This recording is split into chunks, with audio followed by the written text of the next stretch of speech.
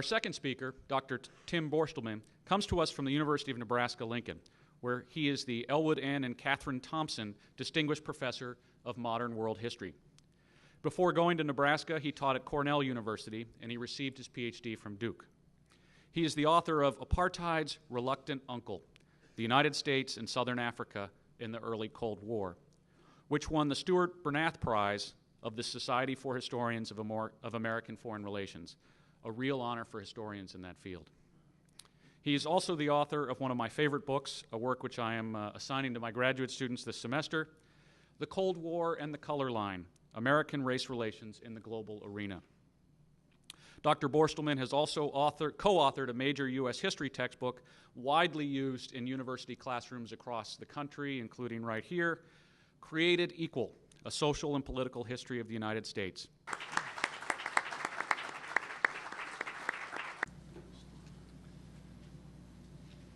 You can tell that the historian has arrived.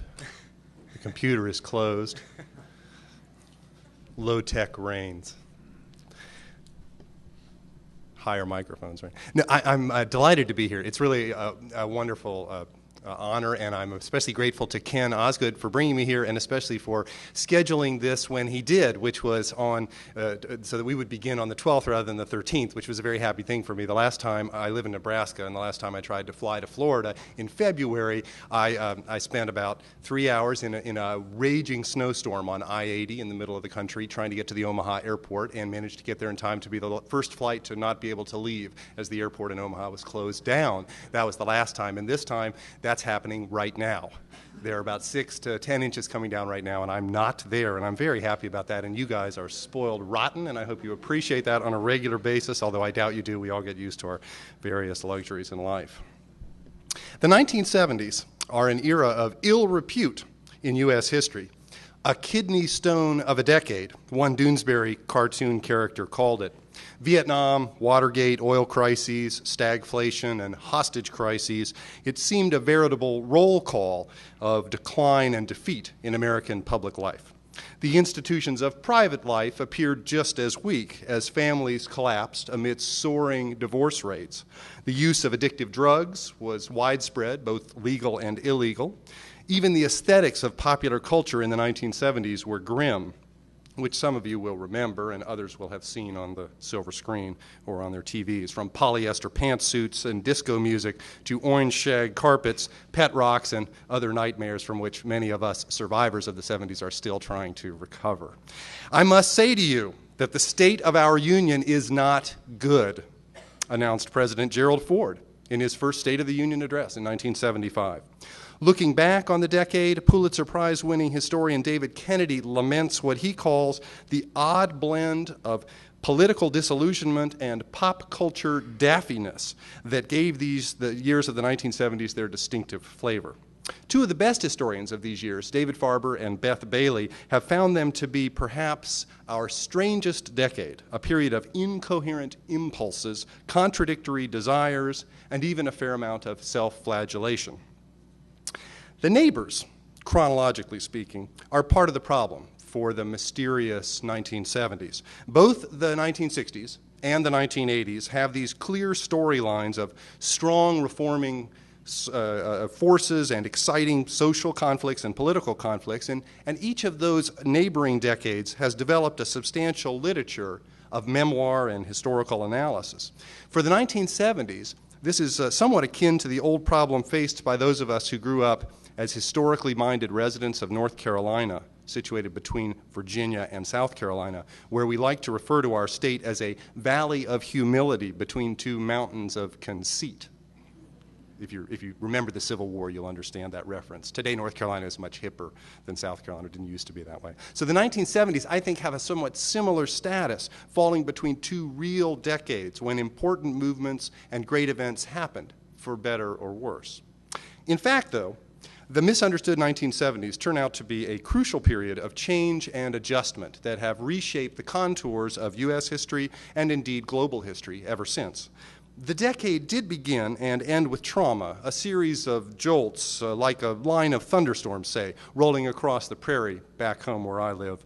Defeat in the long American War in Vietnam, the terrible new economic condition known as stagflation, the OPEC oil embargo and resulting oil crisis, and the Watergate scandal that brought down President Nixon to start the decade.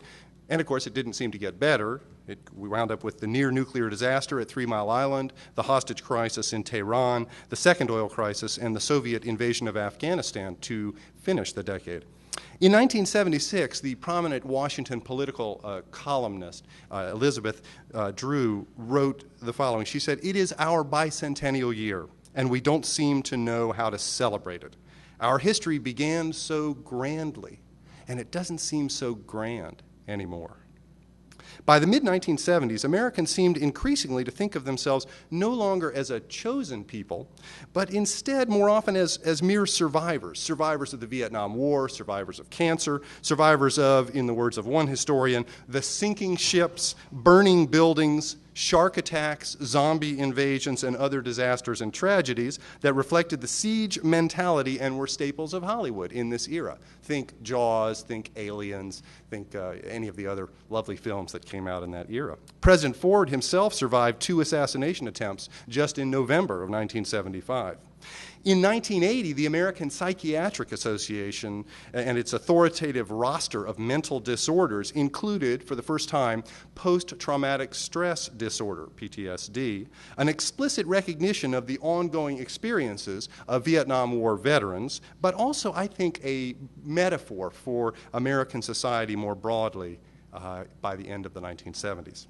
If then the United States didn't win all its wars anymore, if its leaders could no longer be trusted, if its oil wells could not provide enough fuel for its drivers, and if its jobs no longer paid rising real wages so that each generation could continue to expect a higher living standard than the generations before it, then what was the nation's future?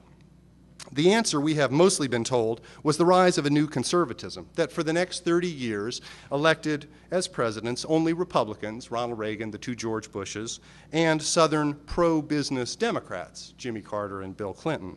But I want to suggest to you today that a more complicated mix of developing values and developing commitments was in fact reshaping public policy and American culture in the 1970s.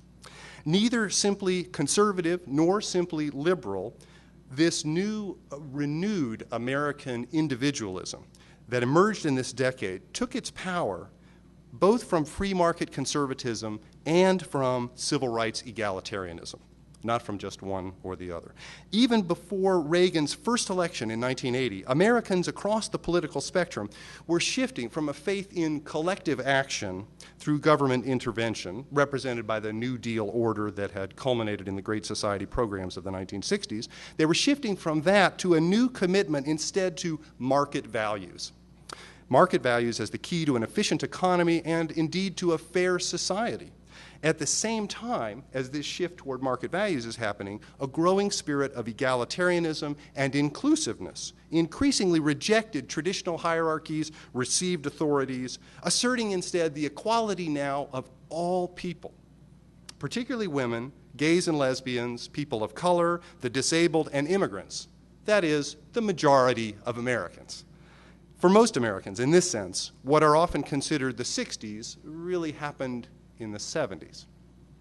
These same 2 currents of egalitarianism and market values also gained significant traction throughout the world during the 1970s, as empires declined and as capitalism spread. And the end of the Cold War revealed a nation and a world increasingly committed to formal equality, to individual human rights, and to national self-determination, while also increasingly committed to free market solutions, to political problems, to social problems. While sometimes in tension with each other, egalitarian values on the one hand, market values on the other, converged, I believe, in this period to form a purified version of competitive individualism and consumer capitalism, a sphere in which all were now welcome as individual buyers and individual sellers, but the devil might take the hindmost. Our first theme, the newly ascendant spirit of egalitarianism, was most visible in the 1970s in the lives of American women. Women surged past long-standing barriers that had constrained them in both public life and private life, challenging people to reconsider assumptions and behaviors regarding what it meant to be a male human being and what it meant to be a female human being. The intimacy of women and men in each other's lives meant that very few Americans were untouched by this revolution. Feminist organizing and the women's rights movements led to the desegregation of the workplace, most dramatically, with the Supreme Court ruling in 1973, for example, that job listings could no longer be segregated by sex, as they had traditionally been, and which anybody who wasn't alive in the 70s would find it difficult to believe that it used to be that way, but it certainly did. Women also gained admission in this decade for the first time to elite private universities like Yale and Princeton, and into the nation's elite military academies as well, to West Point, to the Naval Academy, to the Air Force Academy. And in higher education more broadly, women began the climb from making up 43% of all college students in 1970 to constituting 57% and rising today. I should do a little head count on everybody here who's under 25 just to see how but I mean, it's an amazing phenomenon that's happening in the shift in education towards a preponderance of women, which is a major public policy issue for people still to wrestle with. This is when that shift begins to happen. The passage of Title IX in 1972, of course, brought the inclusion of girls and young women in athletics, and the old epithet of playing like a girl began to lose its sting, began to lose its meaning, and eventually, of course, would become a sort of punchline in the opposite direction in the era of Mia Hamm and the business of powerful women athletes. We can also see the new empowerment of women in this decade in the legalization of reproductive rights involving contraception and abortion. We can see it in the easing of divorce laws, and we can see it in the string of first woman breakthroughs, including the first woman rabbi, the first woman Episcopal priest, the first woman Rhodes Scholar, the first woman editor of the Harvard Law Review, the first woman commercial airline pilot in 1973, and in 1981, of course, the first woman Supreme Court Justice, Sandra Day O'Connor. The passage of the first state marital rape laws in 1975 marked perhaps the most fundamental legal advance of women, establishing their elemental control over their own bodies and bolstering their full individuality, even within the institution of marriage. Women were to be property no longer. This rising tide of formal equality in American society could also be measured by a decline in discrimination on grounds of sexual orientation. And the symbolic moment here came in 1973 with the American Psychiatric Association's decision to eliminate homosexuality from that list of mental disorders that PTSD is going on to. Homosexuality comes off of it. That decision is made in December of 1973, with the result being that the nation's foremost medical authorities no longer, suddenly, considered gay men and lesbians to be insane, to be mentally disordered. The first Gay Pride March marked the beginning of a long and still continuing campaign that has radically altered the status of homosexuality in contemporary American society. One of the more stark contrasts to anyone who would drop back in a time machine into the 1960s.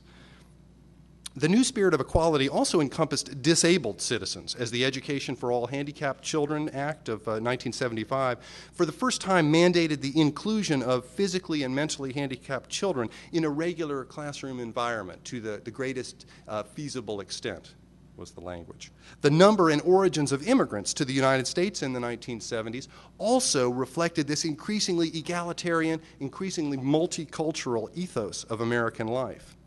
In the 1970s, after all, if you think about it, the nation really was still mostly black and white. This was a historic low point in the number and percentage of residents in the 20th century who had come to the United States from elsewhere. But in the next 10 years, between 1970 and 1980, the number of immigrants jumped by 50%. And they were now, of course, arriving primarily no longer from Europe, but from Asia and from Latin America. And this shift has created the more diverse society that we now live in which Latinos, for example, have come to outnumber African Americans. I hardly need to say this in Florida, but in Nebraska sometimes I have to remind people about this. Perhaps the clearest and most far-reaching indicator of the rising ethos of including and respecting all was the 1973 Endangered Species Act. Here, for the first time in the nation's history, the U.S. legal code incorporated the principle that even non-human species had a fundamental right to exist, and that humans had to respect that right through their actions. It's not individual rights for individual animals. So it's a little different, but it is something more akin to national self-determination almost on the international scale, a sense that even non-human species are part of this story and deserve respect. At the same time that Americans eliminated the remnants of discrimination from public life, so too did the world make a major turn in the same decade away from formal inequality, away from colonialism, and away from empire. In the European sphere, we can see this. The last great overseas empire, the Portuguese Empire, caved in 1975 with the liberation of Angola and Mozambique in southern Africa. The penultimate racist state, minority white-ruled Rhodesia, gave up the ghost 4 years later in 1979 and was transformed into Zimbabwe. And the final wave of struggle began to build in the streets of Soweto in 1976 that would eventually free Nelson Mandela from prison and end apartheid in South Africa. In the less formal American sphere of empire in this era, the same process was at work. Vietnam fought its way free from U.S. occupation. Panama negotiated a return of the canal and control of the canal zone to itself. Nicaragua overthrew the brutal pro-American dictatorship of the Somoza family, and Iran did the same thing by driving Shah Reza Pahlavi into exile. In the Soviet sphere, it's again the same story. Empire entered in the 1970s its terminal stage when the Red Army and its troops marched across the Amu Darya River into Afghanistan and into eventual disaster.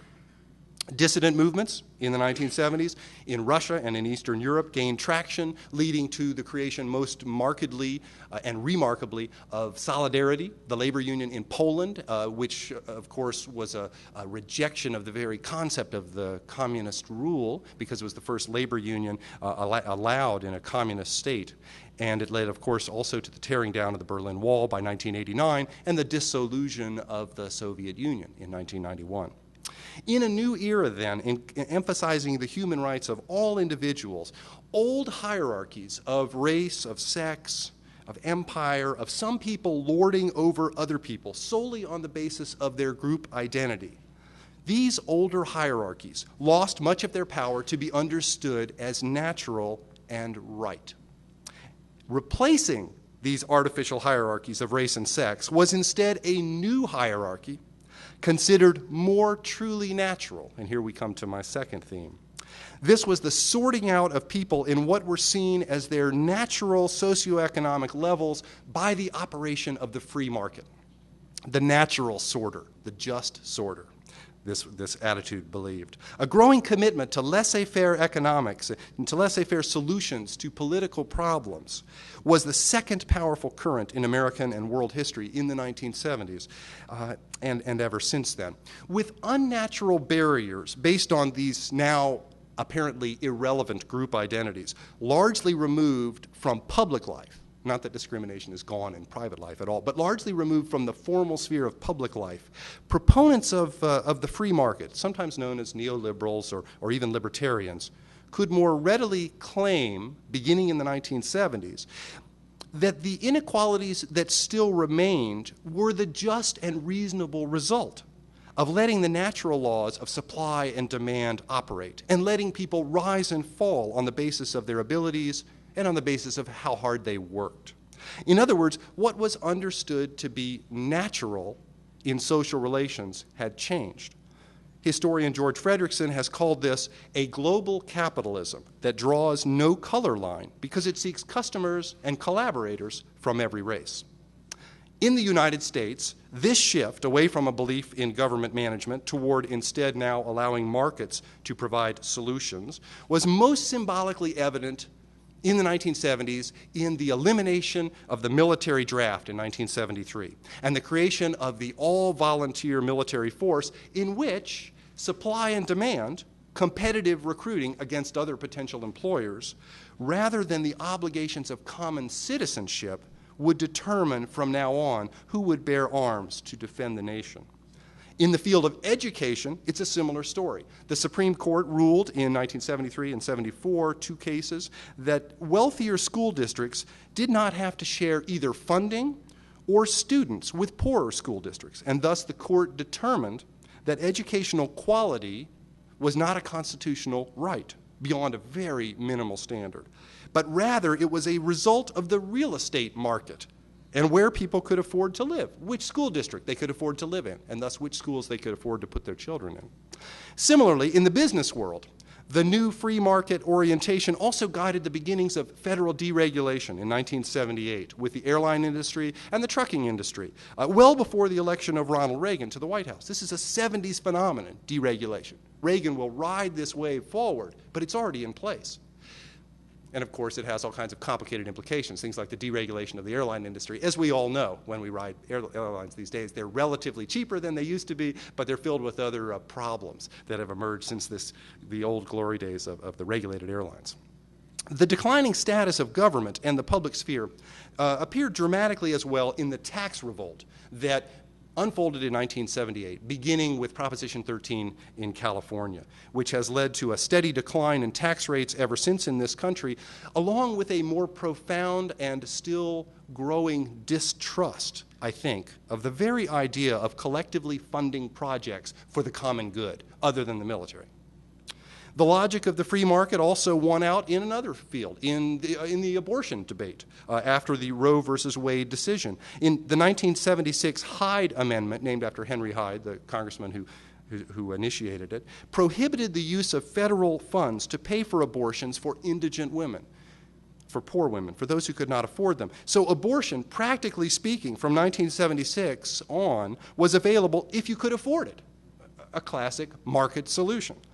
This shift to free market solutions framed the growth as well of the now enormous gambling industry, which didn't used to be enormous in this country, but it was symbolized by the 1976 legalization of casinos in Atlantic City, New Jersey, which embodied a change from concerns about the negative moral impact of gambling, the older concern, to instead now, in the new era, allowing people to do whatever the heck they want to do with their own money, and to using gambling in addition as a way to increase government revenues in a low-tax era.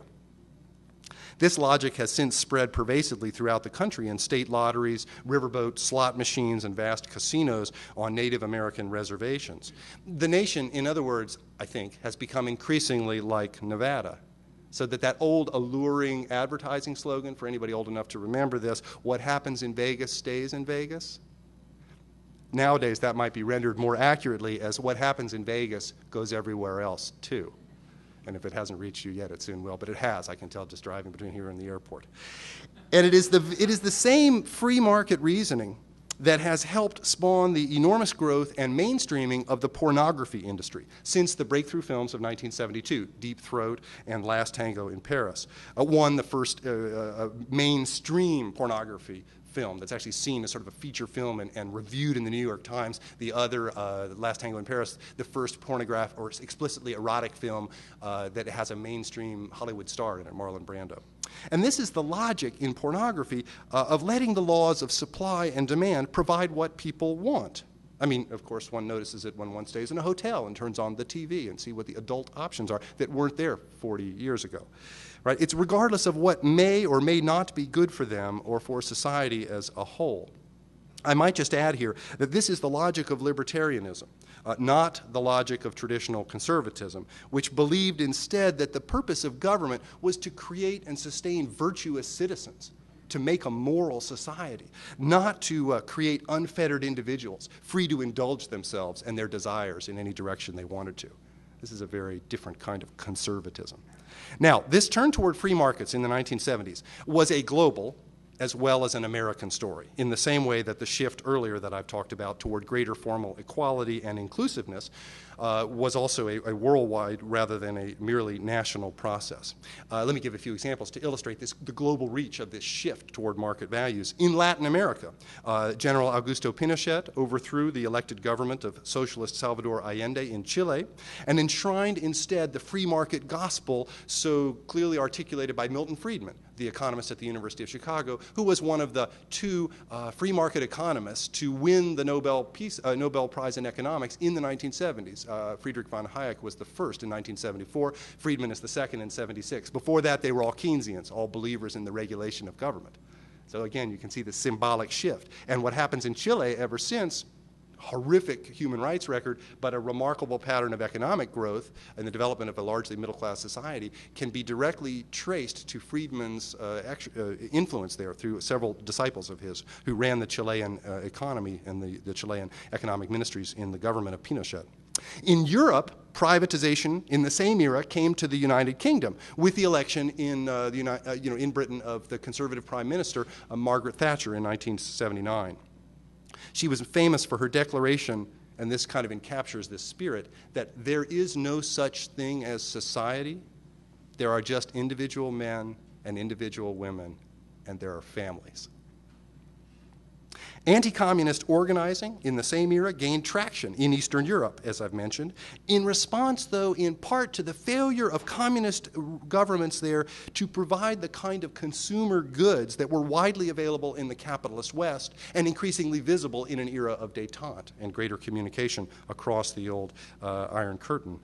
Governments across the globe, then, were turning to the mechanism of the market as a way to stimulate economic growth after the worldwide recession of the early 1970s. And the vast scale and diversity of the earth assured that this trend that I'm describing wasn't uniform, and it didn't happen everywhere at the same time. Counterexamples, there are a few. Vietnam and Nicaragua, most dramatically, spent the 1970s doing something rather different, building revolutionary socialist governments.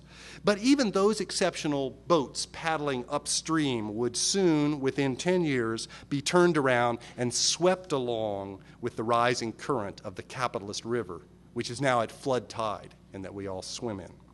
The most dramatic evidence of the global shift away from socialism came in the world's largest country, the one that had also been the most fervently anti-capitalist, the People's Republic of China.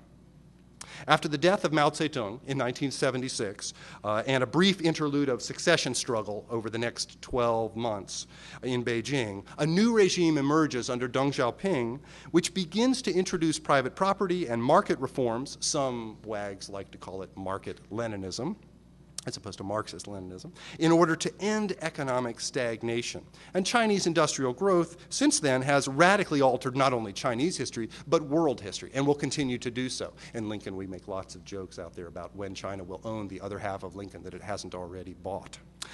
Together, then, these two central developments that gathered force in the 1970s of greater egalitarianism and inclusion on the one hand, and of deregulation and free market economics on the other, these two developments have shaped an America and a world that have granted greater formal equality and rights to all persons on the one hand, while permitting increasingly sovereign market forces to further widen distinctions of wealth and class on the other hand. The distribution of income and wealth has grown steadily less equal since the late 1970s. A fiercely competitive, if more inclusive, individualism has been the result, and a nation that is simultaneously more equal and less equal than it used to be. The new egalitarianism, in other words, didn't actually change the system, to use the language so common in the 60s, but rather aimed to include all within the system, one marked by individual choice, the logic of consumer capitalism. And a de facto agreement has emerged that seems to say, all are welcome to join the game now, but we're dropping our gloves, we're playing for keeps, and there's no more state regulation to act as a referee. So welcome, and you're on your own. What I am suggesting, ultimately, and in conclusion, is that for a generation now, the United States, rather than simply becoming more conservative, has been moving both left and right at the same time. And a wide area of general agreement has come to characterize Americans' views of their culture and their political economy. This common ground of increasing consensus has often been obscured by the sound and fury of culture warriors and of electoral seasons. We are, after all, supposed to be neatly divided up into red states and blue states. Humorist Dave Barry, your own here, I understand, in Southeast Florida, has pricelessly rendered these supposedly opposing forces in the following way. On the red side, Barry has what he calls ignorant, racist, fascist, knuckle-dragging, NASCAR-obsessed, cousin-marrying, roadkill-eating, tobacco juice-dribbling, gun-fondling, religious fanatic rednecks. And over on the blue side, so that the other half can laugh. Barry says, we have godless, unpatriotic, pierce-nosed, Volvo-driving, France-loving, left-wing, communist, latte-sucking, tofu-chomping, holistic, wacko, neurotic, vegan, weenie perverts. In fact, though, despite my love of Dave Barry's summary, for better or worse, American society for 35 years has been in the process of becoming both more socially inclusive and more economically differentiated, rather than simply more conservative. We are both more equal and less equal than we used to be. Thank you.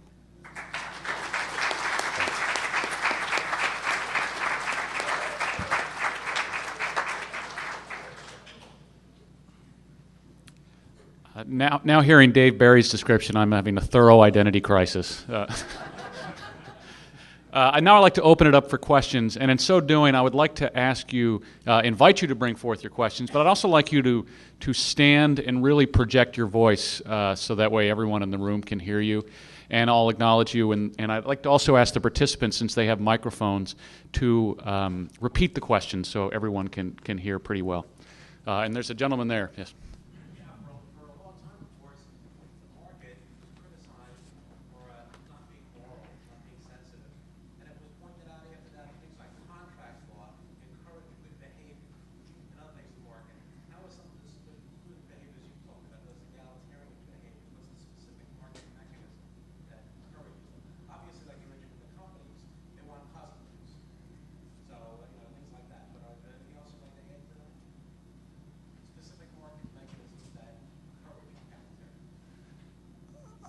I mean, I guess I see it primarily in terms of specific market mechanisms that encourage egalitarianism as a sort of serious capitalist business ethics, which is to find the biggest markets you can, which is an utterly inclusive way of seeing the world.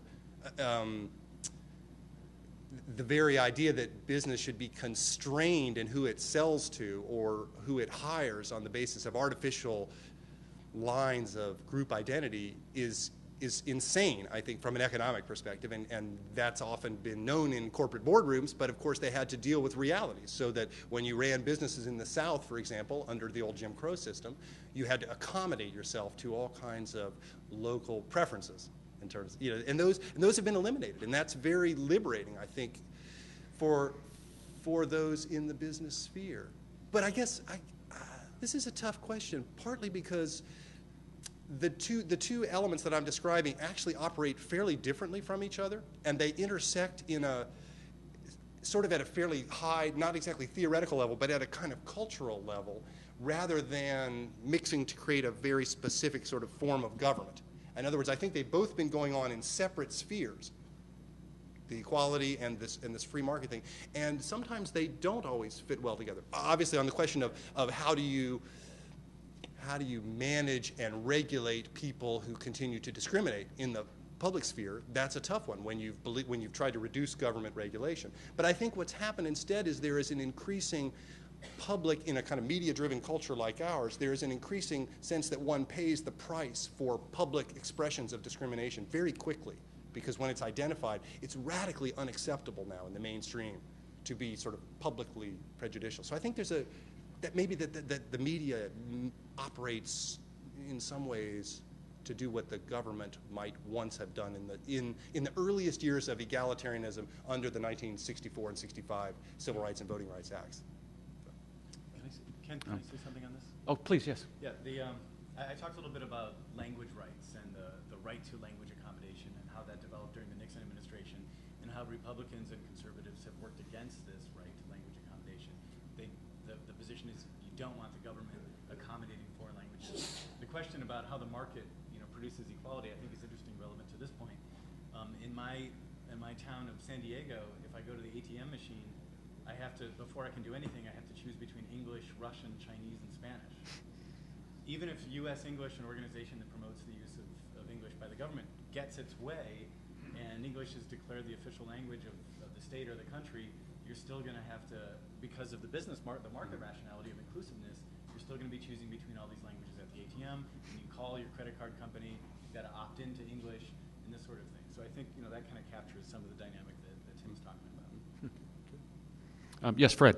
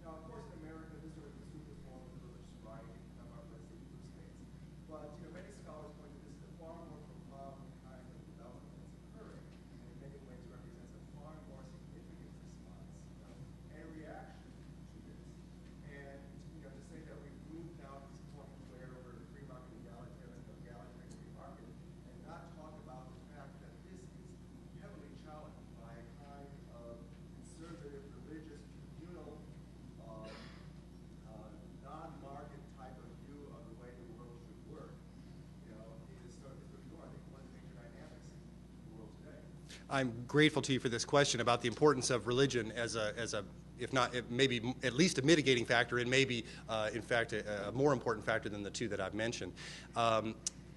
Ken Osgood only allowed us 25 to 30 minutes, so I excised this, unfortunately. But the book that this will emerge from the themes in the project that I'm working on will have a chapter on that. And I couldn't agree more that the importance of the resurgence of a kind of a religious identity and enthusiastic religion, and in many cases fundamentalist religion in the 1970s is not just an American but a global phenomenon, absolutely crucial. And you can see it in the Muslim world dramatically, the 1979 revolution in Iran. You can see it in the election in Israel of the Likud party. For the first time, Labor is defeated in 1977, and it has a very sort of pro-settler, all of Israel kind of vision to it. It's a very much more of a religious, less secular version of Zionism. You see it in the moral majority, the creation of Protestant fundamentalism as a major political force in American life, beginning in 1979, although it's building in the mid-70s, as you're implying. You see it in the Roman Catholic Church, with the appointment of the selection of John Paul II as the Pope in 1978, makes a major move toward ending communism and towards contributing to the end of communism in Eastern Europe, and also toward sort of reinvigorating the Roman Catholic project, the project of evangelizing the world. All of that is absolutely true. Now, the way it works in terms of my two themes, it's a descent. It's a major descent. There are other dissenters from the world that I'm describing. Environmentalists are both part of it, but also very much dissenting from the free market part. Labor unions have a similar trajectory. There are dissenting forces. My argument is now, and will be when this book is out, that these are dissenters who are losing rather than winning. And in the U.S., this case is most evident in the tension in the Republican Party between the two major wings, the wing of social or religious conservatives and the other of free market conservatives. And it's pretty clear who's been winning in that struggle in terms of policies.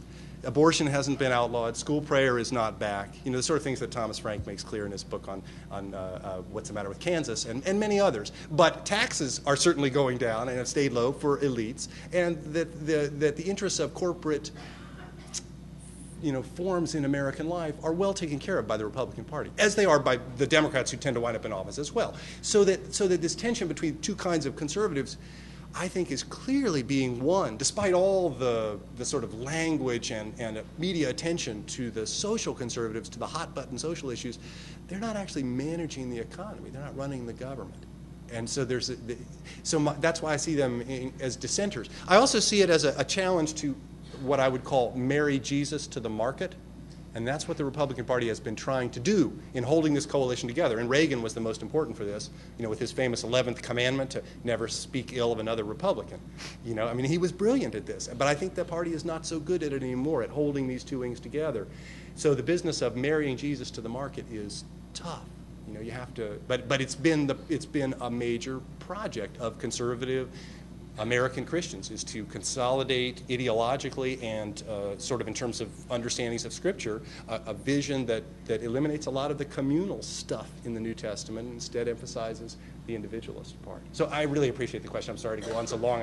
It's an exciting question. Mm-hmm. This gentleman here in the third row. Would each of you comment on the dangers to America with the narrowing of concentration of wealth? In other words, we've seen this serious trend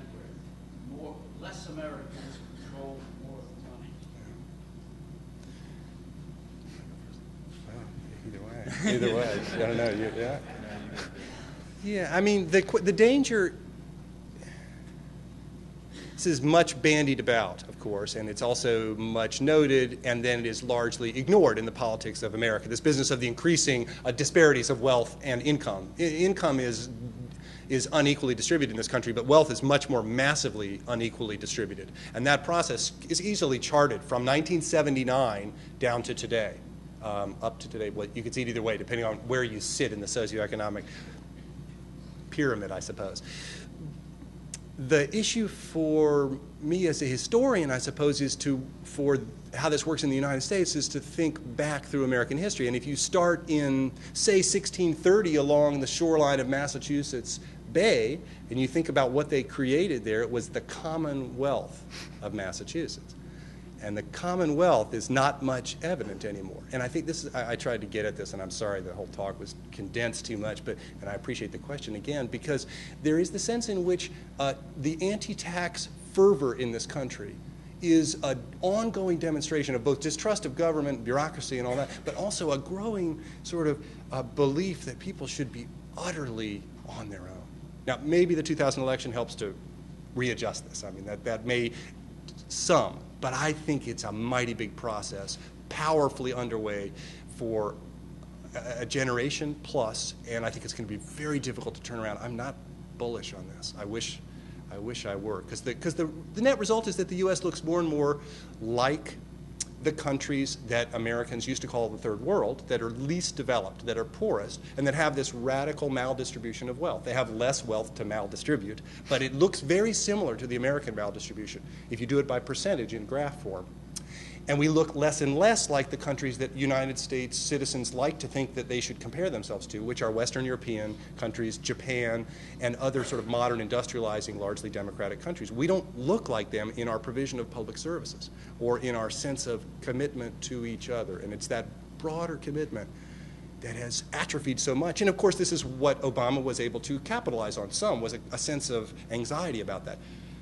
It's a mighty big project, though. I wish I were more optimistic about where we're going. But the fact that I get a question like this here warms my heart. I mean, I think there's a lot of people who are asking the same thing. Yeah. It's the question, the dangers to America of the concentration of wealth is one of the most important issues facing the country, as Tim said. And as I think about it, I think the biggest danger has to do with political rights and the way the political system operates. If you've got a political system that allows, that is based so much on advertising, that puts so much emphasis on money, I think the biggest danger has to do with who can run for office. We can have political rights that allows everyone to vote and that opens offices. Anyone can run for office. But if you have a situation in which money matters so much in politics, you advantage so much those who already have a huge amount of money. And for those who don't have that much money, they have to spend so much time catering to those who have a lot of money. And so I think the question on the dangers to America of this great concentration of wealth that we've seen in the past few decades, for myself studying civil rights over the past decade or so, that's the way I think of it. I think of the political system being skewed so much toward those who have the wealth, both in terms of running for office and in terms of donating money, and for those who don't have much money, having to cater to those who have the money in order to run successful campaigns. I had seen on this same subject, I had seen an interesting piece in the New York Times a few weeks ago that summarized a study of executive pay in relation to workers' pay. And I don't remember the exact figures, but it was roughly in the 70s. It was about, executive pay was about 30 times that of the average worker's salary, and today it's roughly 275 times. And the interesting thing the article did not comment on, but was the only other time when you've seen this similar set of disparities was in the 1920s. Prior to, of course, the Great Depression. So they didn't comment on a link, but I found it certainly suggestive and worrisome to ponder it as we sort of read the newspaper today. Charles, you had a question. Yeah, actually, this builds very much on the last question, which is what influence do you think the current economic downturn and the connection that we see? Anyone who studies the Great Depression sees the analogies that we're facing today to what was going on then, the income distribution to key points. Is that going to have an effect on the trends that you've been seeing for the last 4 years? Well, you know, historians, thanks, Charles, that's an excellent question about exactly where we're headed because of this depression. recession, whatever it is, this contraction that we're in right now, and what impact it may have on this question of distribution of wealth, and I think the cultural and sort of social implications of that. As a historian, I'm no better than anybody else at predicting the future. That we're not futurologists up here. Actually, sociologists are better at this. They're work closer to the present, I suppose. I should be deferring. But let me just say one thing in response to this. That is that during the Depression, one of the most distinctive features of the sort of development of American culture in the 1930s and early 40s was a more robust sense of connection to other people. It's visible in a whole bunch of different sectors when you go back and look at American cultural life. There is a sense in which people came together, felt greater identity with each other under the enormous shared economic stresses. Plenty of division still between rich and poor, between black and white, between women and men, between all kinds of existing hierarchies of the 1920s and 1930s. But there was a shift, a development of a culture that was more that reflected something like what happened after 9/11 briefly, when people were kind to each other in the New York subways. No, that's a joke. But you remember, there was a sense of we have something in common here that we ought to be concerned about with each other. And I think that the upside of the earlier question, my more optimistic view is that I hope something like that can happen, although I wish it didn't take economic crises to make it happen. So, yeah. This one's not working, so. I think it's an important question on how the economic downturn is affecting American politics, and Tim, I think, hit on a point that I want to elaborate on, and you quoted Dave Barry, and I was thinking of a headline from The Onion, which unfortunately I can't say because it contains one of the 7 words that you can't use, but basically the thrust of it was America is trashy enough to finally elect a black president, and when I saw that, I was thinking, it's not just the conditions, it's not that the economy was so bad to elect a black president, but it was the first time that the Democrats took the White House without a Southerner on the ticket. You go back all the way to the Franklin Delano Roosevelt administration. Truman was from Missouri. We consider that the South. It took a lot to finally get a Democrat in the White House who didn't have a Southern accent. We had Clinton, Johnson, Carter. There was a little string of them in a row there, and I think Kennedy had Johnson as a vice president. As a vice president, right? So, the economic downturn finally pushed a lot of these cultural issues off the table and had people voting their pocketbooks rather than these cultural issues, and I think that hurt Republicans. Republicans had made a lot of political hay and made a lot of political benefit from highlighting these cultural issues, and now the economic downturn pushes those away, and finally a Democrat is elected to the White House. Can I especially invite questions from students? I see the gentleman in the back in the blue. I just want to know, what is the nature of the division between the red states and the blue states? In this battleground between the Democrats and the Republicans, is there any acknowledgement of centrists, for example, or any other minor political parties? Okay, so the question is, what is the nature of the divide, of the division between the red states and the blue states? And I talked a little bit about this position on the role of government as being one of the defining positions that distinguishes conservatism from liberalism. Conservatives tend to believe that the federal government should recede in its role in life, except on some social issues, as Tim talked about, whereas Democrats look more toward results, and they're willing to use the government. I don't think they have a value in using the government, but they look toward the results and are willing to use federal government in order to accomplish certain goals. But the interesting thing about this is that when you look more closely at these questions, I think the public is often confused. You can ask people, do you want lower taxes? And they say yes. You can ask people, do you want a smaller role for federal government? They'll say yes. But you can ask people, do you want Social Security? And they'll say yes. Do you want Medicare? Yes. Do you want clean environment? Yes, we do.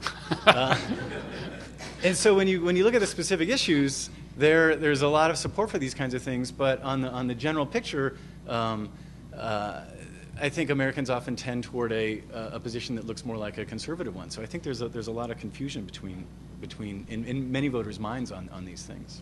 Yeah, I mean, the metaphor that comes to mind here is that what John is suggesting is this, that if you sort of take your microscope and focus in more, it's a more complicated picture. But if you do the same thing with the electoral maps of the last few presidencies or off-presidential years, if you take that red-blue map and go in closer and go by counties, it breaks down enormously. It doesn't look red and blue. It looks rural and urban, right? And it has other kinds of formulations within it. So that, and the closer you go down, even within the counties, it gets even more diffuse. It gets more purplish. And so it's an excellent question. And I mean, of course, since I've already identified myself as a current Nebraskan, we are the land of purple. I mean, even in bright red Nebraska, the one electoral vote, of course, went for Obama out of Omaha, which opened up this question of what does it really mean to be red or blue anymore? Yeah. Yes, in the black.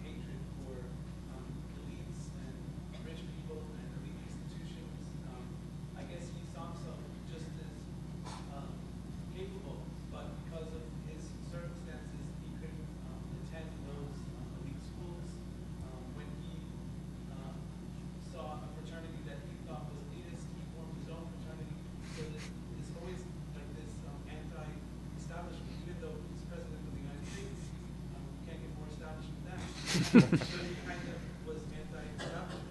I was wondering if there's a possibility that his attempts to gain minorities and bring them into the Republican fold, I wonder if it wasn't just cold and calculating and trying to win over votes, but if in the minorities he saw them as outsiders, like he himself believed himself to be. I wonder if that was the motivation for Nixon to bring in minorities into the Republican Party. Excellent question, bringing up some issues in presidential biographies and how that might affect their politics. A questioner pointed out that Nixon didn't attend an elite college. He went to Whittier College in Southern California and had a lifelong suspicion of elites and folks who went to the Ivy League and had that sense of being an outsider. And I think that's exactly right. And the questioner says maybe that has something to do with Nixon's attraction to minority rights and minority politics. I think about that, and I think about going through the archives and looking at the documents, and I can't say that I saw that much identification with minorities through that sense of outsiderness. What I did see, however, was when Nixon began to realize that he could win the votes of working class whites, he really jumped on that one. It was almost an accidental discovery. A lot of it happened through his foreign policy, actually. There was this event in New York City that came to be called the Hard Hat March, where a lot of construction workers marched through the streets of New York City supporting Nixon's stance on the Vietnam War. And Nixon invited them to the White House and had pictures taken with them, and you can see that it sent a bolt of energy through him and through his administration. And I think precisely partly because of these biographical issues that you're talking about. I didn't see it so much with the minority rights stuff. He looked to advisors, and advisors kind of told him what to do. And in some cases, like especially the expansion of affirmative action, I had trouble finding documents that showed he even was aware that it was going on. We have to remember the presidency, there's a lot going on in the country, and a lot of stuff gets delegated. But when it came to the silent majority, when it came to appealing to working class whites, which he really began to do with enthusiasm after 1970, I think exactly what you're talking about, that identification with outsiders, that identification with the downtrodden, really began to take off and add some energy to his campaign. He made a lot of strong speeches with enthusiasm about the importance of the work ethic in American life. And I think Nixon really did a lot to develop a Republican populism, an identification of the Republican Party with the common man. I think mostly identified as a white American common man, but partly through these biographical influences of which you speak. Like most politicians, I think that Nixon tried to have it both ways sometimes. He did, of course, after Whittier, go to Duke Law School and succeeded there rather impressively, despite having at one point to break into the dean's office to discover a grade. He wanted to find out what his grade was in class, but he managed to get that forgiven. But it was a sign of the future. You were talking about sort of incidents of biography.